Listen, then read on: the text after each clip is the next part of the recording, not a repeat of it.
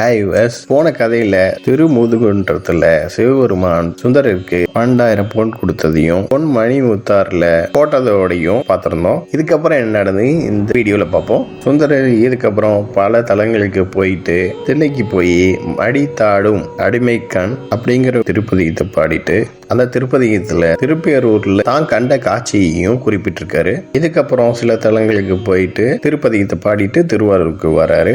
தன்னோட மனைவி பறவையார்கிட்ட திருமுதுகுன்றத்துல நிகழ்ந்த விஷயத்தெல்லாம் சொல்றாரு. இதை கேட்ட பறவையாரும் ரொம்ப அதிசயமா இருக்கே அப்படின்னு சொல்றாங்க. இதுக்கப்புறம் சுந்தரரும் வா போய் பொண்ணு எடுத்துட்டு வரலாம் அப்படின்னு பறவையார் கூப்பிட்டு போறாரு. பறவையார் கரையிலேயே நிக்க சுந்தரர் குளத்துல இறங்கி பொண்ணை தேடுறாரு. இந்த 12,000 தங்கத்தை தேடியும் கிடைக்கல. இதை பார்த்துட்டு இருந்த பறவையாரோ ஆத்துல போட்டுட்டு குளத்துல யாரோ தேடுவாங்களா அப்படின்னு கேக்குறாங்க. இதை கேட்ட சுந்தரரும் திருப்பதிகத்தை பாடுறாரு. பொன் செய்த மேனிய நீர் அப்படின்னு திருப்பதிகத்தை பாடி பறவை இவள் தன் முகப்பே என் செய்த வாரடிகள் அப்படின்னு திருப்பதிகத்துல குறிப்பிடுறாரு. இதுக்கப்புறம் 9வது பாடல்ல ஏத்தா திருந்தறியே அப்படின்னு திருப்பதிகத்தை பாடவும் தங்க குவியல் அவரோட கைக்கு புலனாகுது. இதுக்கப்புறம் கரைக்கு எடுத்துட்டு வந்து ஏற்கனவே அங்கிருந்து கொண்டு வந்த தங்கத்தோட ஒப்பிட்டு பாக்குறாரு. அதாவது மச்சம் பாக்குறாரு. குளத்துல கிடைச்ச அந்த தங்கம் மச்சம் குறைவா இருக்குது. இதனால இன்னொரு திருப்பதிகத்தை பாடினதும் அதோட மச்சம் சரிசமமா ஆயிடுது. இந்த கதையோட தொடர்ச்சியை நெக்ஸ்ட் வீடியோ பார்ப்போம். இந்த சேனல் சப்ஸ்கிரைப் பண்ணுங்க, அண்ட் பெல் பட்டனையும் பிரஸ் பண்ணுங்க, லைக் பண்ணுங்க, ஷேர் பண்ணுங்க. தேங்க்யூ.